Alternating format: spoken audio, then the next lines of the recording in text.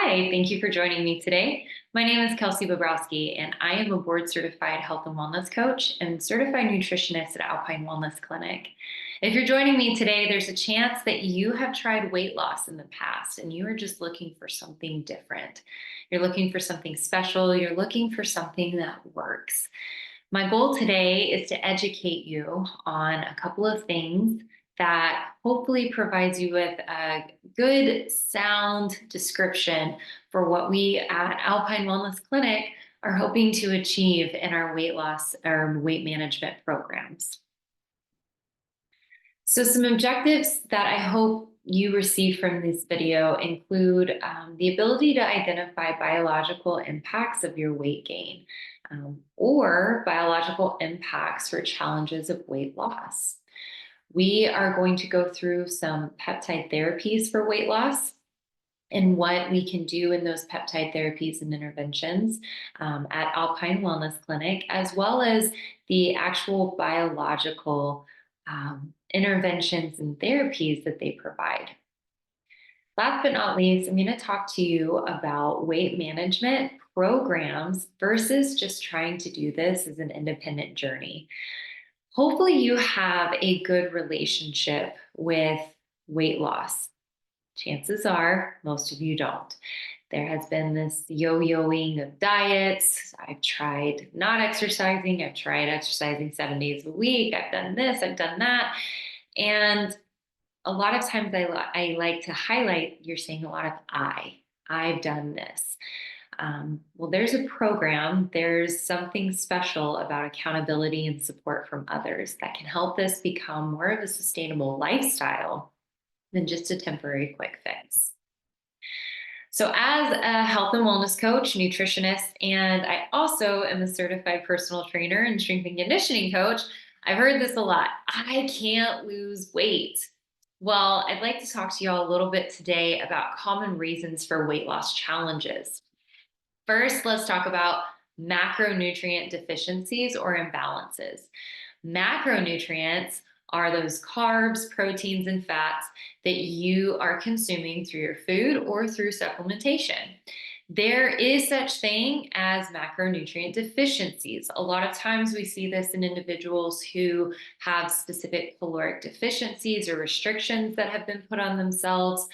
It could also be that a certain diet that you have tried, whether it be vegan or high protein or keto, that's caused certain deficiencies in macronutrients that your body is actually needing or wanting.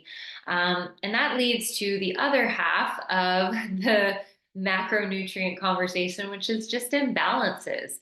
Everyone's different. If you go in to a nutritionist and they give you and your husband and wife and partner and best friend the same exact macronutrient breakdowns, get out of there because it is very individualized. Our bodies, even if we are doing the same exercise program as others, our bodies are individualized and we need specific macronutrients that can help with the type of exercise we're doing and how our bodies and biological makeup and hormones are created.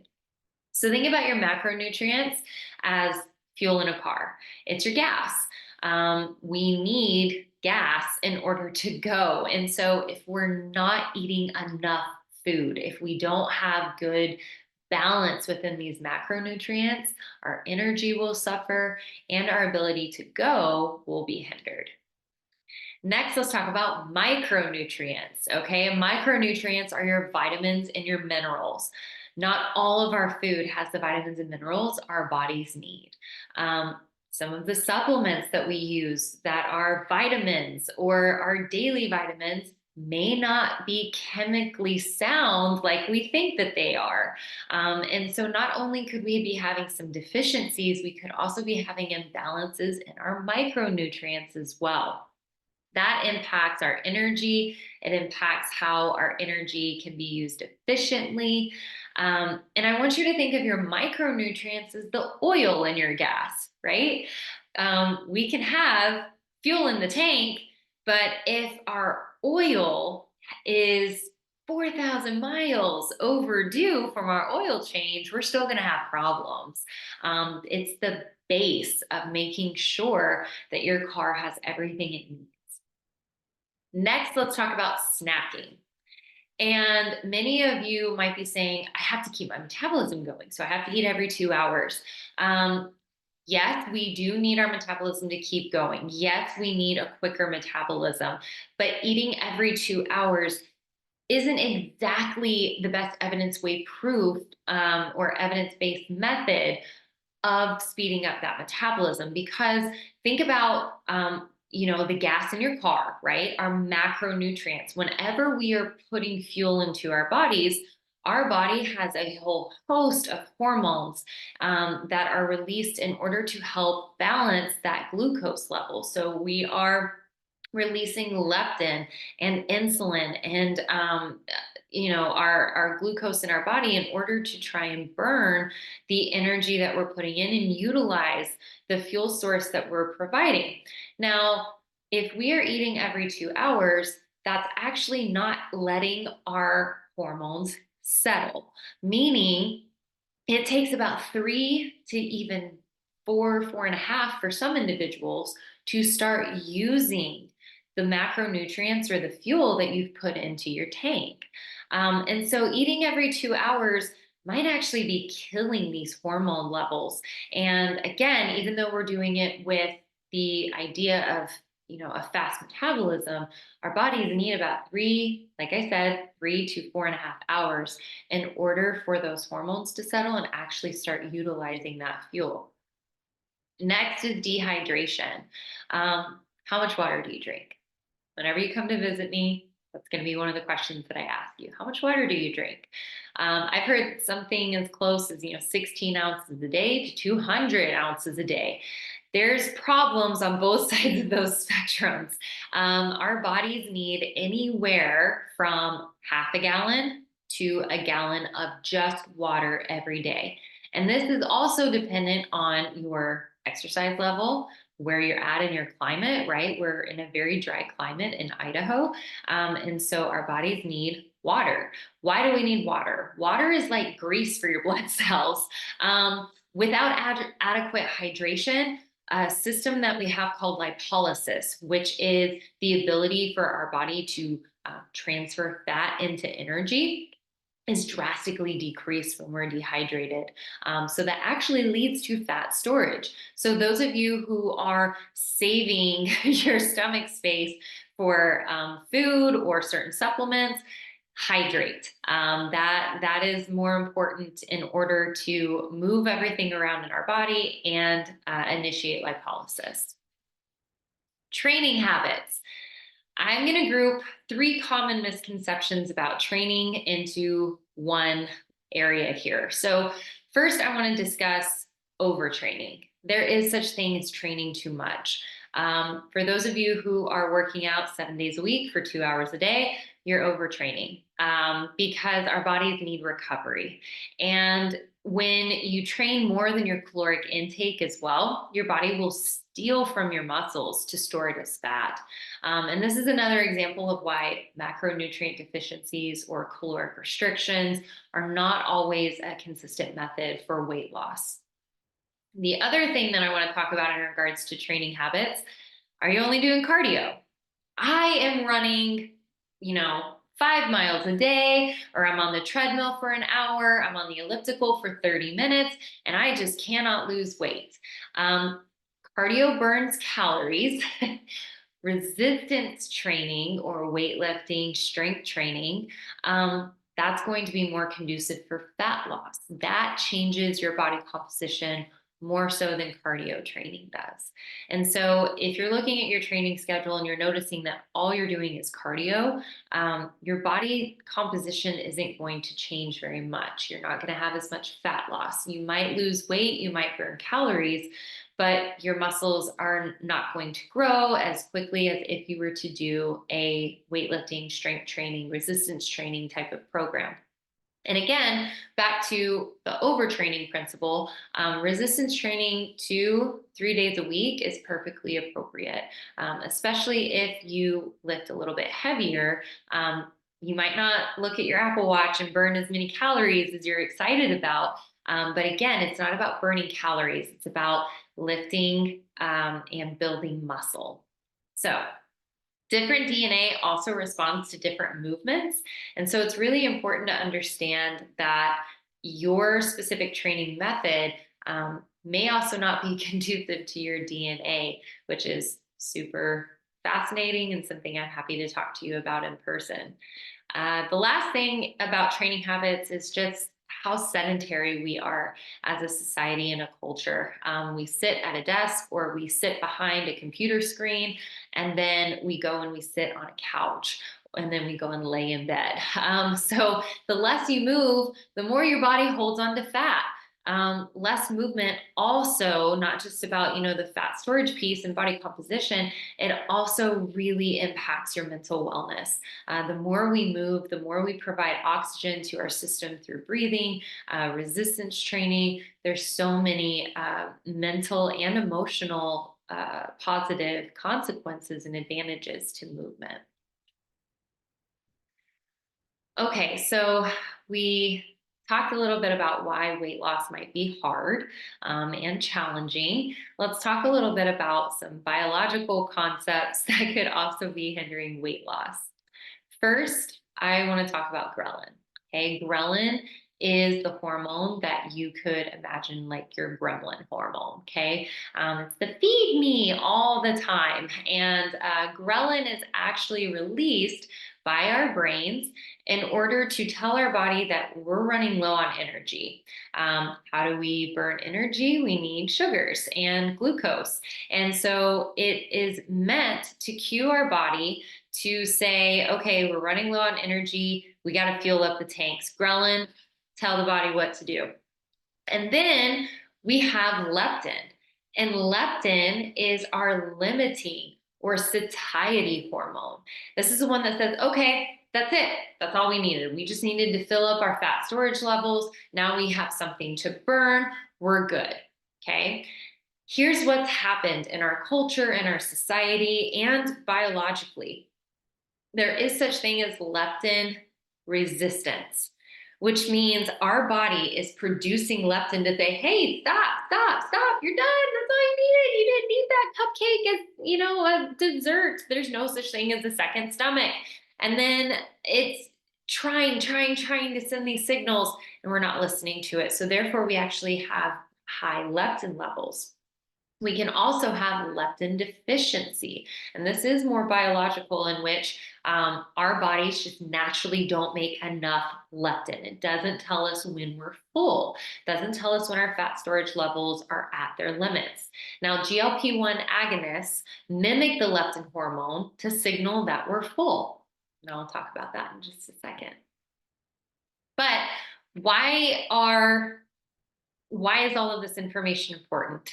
It's important to identify methods that intermittent fasting could be helpful for your nutrition, for balancing out your hormones, healing your gut. And I like to talk to people about intermittent fasting because there's this misconception that that means I'm only eating once a day, every day, and then I fast for 24 hours once a week. That's not intermittent fasting. That is a type of fasting, but we encourage intermittent fasting at Alpine Wellness Clinic. I firmly believe that whenever it comes to our metabolic pathways, that we need energy to burn. When we're not eating enough, again, macronutrient and micronutrient deficiencies or imbalances, we're going to have a lot more issues than whenever we try to just eat once a day and everything stores as fat. So intermittent fasting could look something like this, where we have our first meal of the day at 10 a.m. We have our next meal at 1 p.m., giving ourselves that 3 hours for our metabolism to kick in and start working and burning our what we call ketosis, inducing ketosis or going into fat burning mode. And then let's say we, have our supper at 5 p.m. Some of you are like, yeah, that sounds really great, but my kids have 10 extracurricular activities after school every day, and there's this going on, and I have, girls' night on this night, and other things that happen. That's when you just tailor your fasting schedule to those schedules, and I'm happy to help with that. So, what are these weight loss peptides? What is it that everyone is talking about? And again, our goal is to hopefully provide you with a little bit of information to educate and arm you on what these weight loss peptides actually do for your body. So, the weight loss peptides are compound proteins that mimic our natural incretin hormones. Okay. So, again, it is not an antibiotic, it's not a steroid, it is a prescription. So you do have to have our provider write you a prescription. But it's these proteins mimic GLP-1, GIP, and GCG in order to heal our damaged cells. It reduces inflammation throughout our body, especially our brains, and provides more efficient energy production.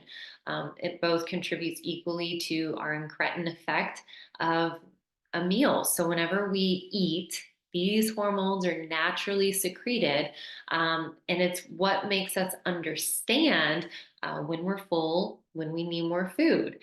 So these GLP-1 and GIP agonists are a method to help lower blood sugar while also inhibiting glucagon secretion, which is, sugars, that raises our blood sugar, reduces our appetite and energy intake, and also, again, helps us produce energy more efficiently.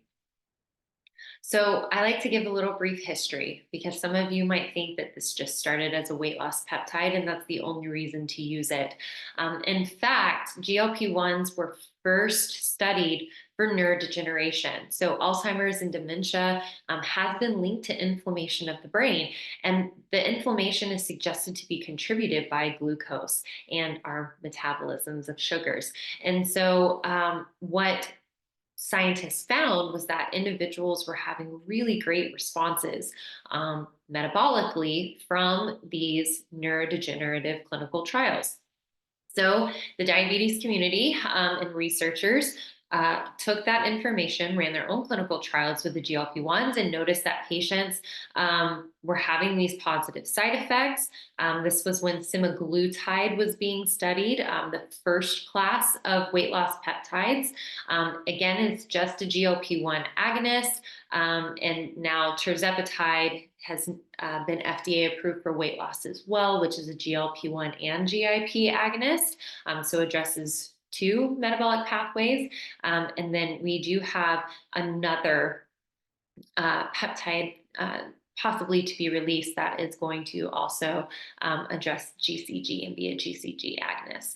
But this information is important because what I appreciate most is that these peptides are not like antibiotics, they're not like steroids, there's not a stop date.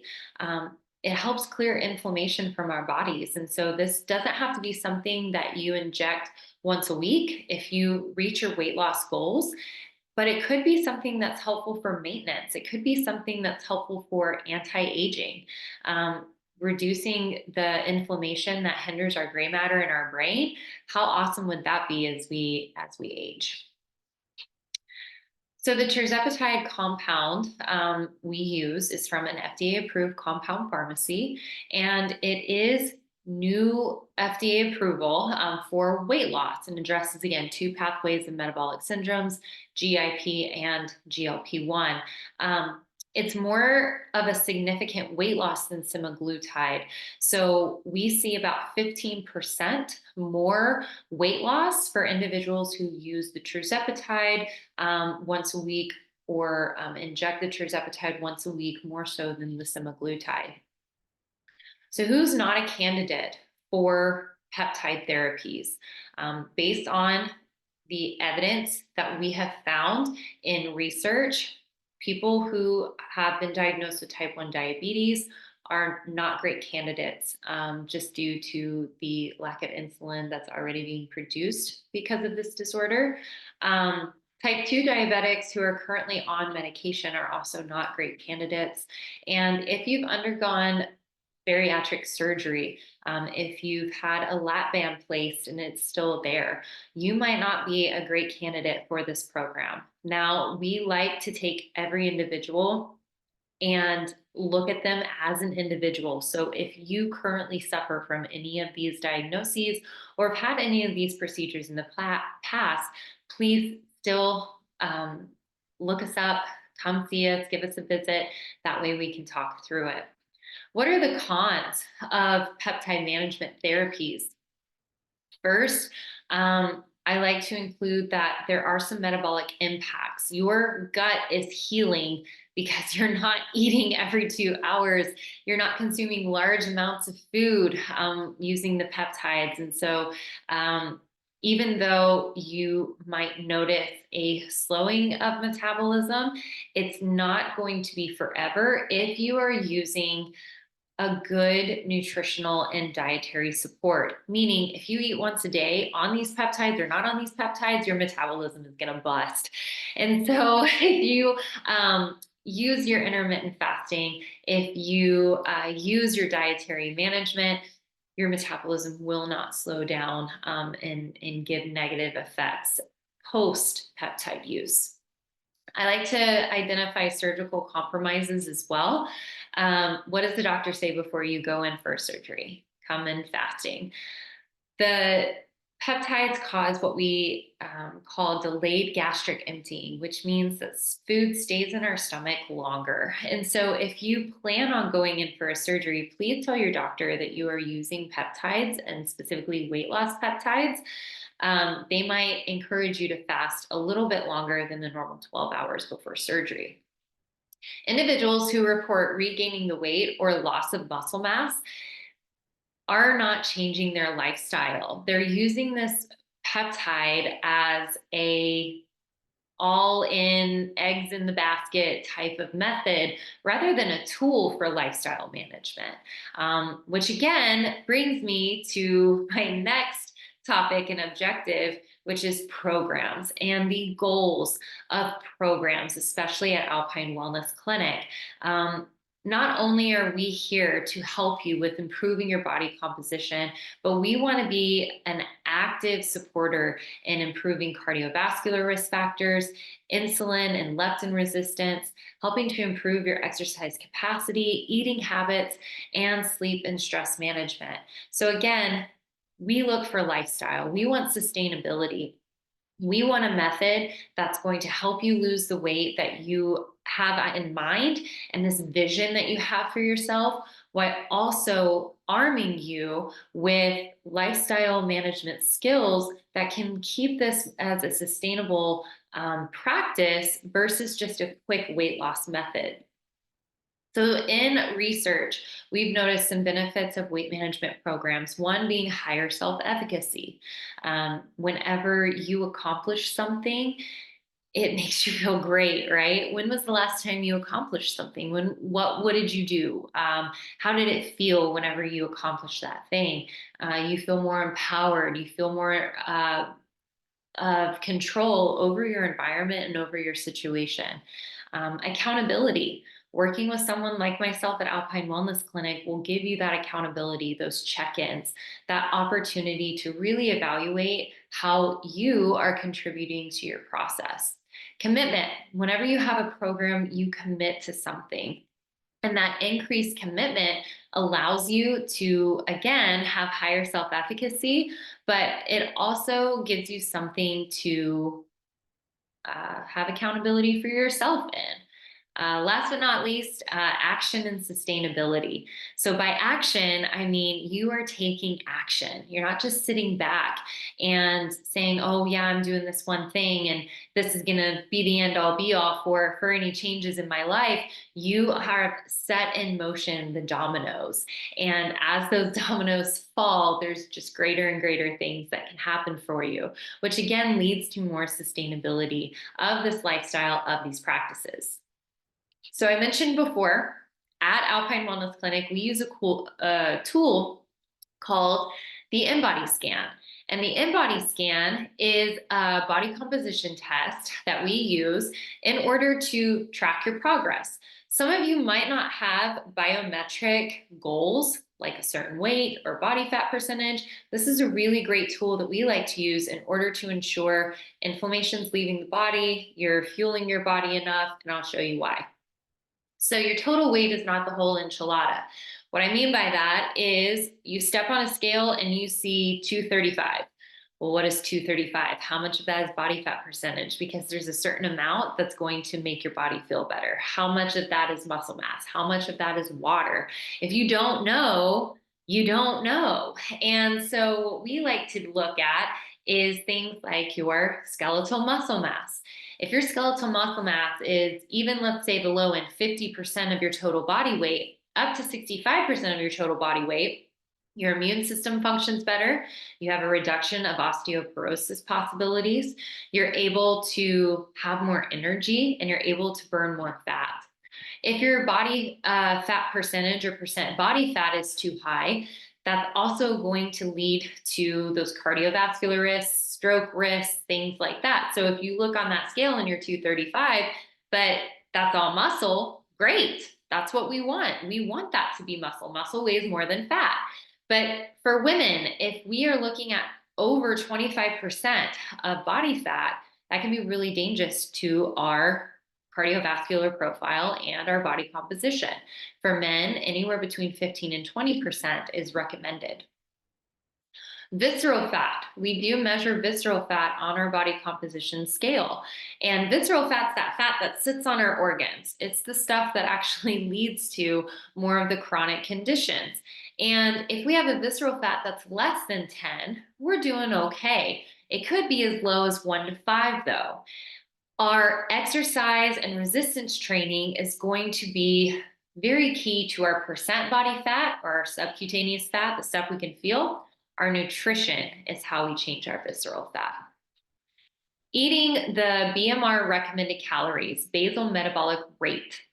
Whenever we're eating the amount of calories that our body needs and we're not starving it, it's not going to hold on to fat as much. And so understanding what your basal metabolic rate is in comparison to your body composition is very key. Also, our extracellular water to total body water ratio can reflect our hydration levels, can also reflect inflammation. So whenever you have a high ECW, TBW ratio, and I ask how much water you drink, and you're, 16 ounces, that tells me that there's a lot of inflammation in that body, and that's something that we can address too. So some other add-ons and services that we provide at Alpine that might be helpful for your weight loss journey. Let's say, for example, you're not quite sure about peptides just yet. We do offer dietary planning with me. I can walk you through a nutrition protocol that could be helpful based on your individual needs and preferences. We do IV treatments, thyroid and hormone labs with a lab review from our nurse practitioner, Tammy Sandemeyer. Full spectrum infrared sauna with red light therapy, massage, float tank, mild hyperbaric, Evolve body sculpting, Emcella, Femilift, and Sunflower Supplement Store. Please make sure to check all of those out on our website. So where do you go from here? What do we expect? The first step is to schedule a lab draw and consult with me. In that consult, we'll decide on a program that best works for you and your goals. After that, we'll pay for our program that you decide on, and we'll get your peptides ordered for you after our nurse practitioner looks over your file and makes sure that you're a good candidate. From there, we schedule a peptide pickup and you're good to go. After that, we appreciate monitoring you as a patient. So that's where monthly visits and other things might come in, and those add-ons could be helpful as well. So the consult is meant to complete our goal assessment, program decision, and just to ensure that we know you as our patient. That is all the information that I have for you today. I appreciate the opportunity working with you and providing you with this education. Please call if you have any questions. You can also access us through your patient portal. Thank you.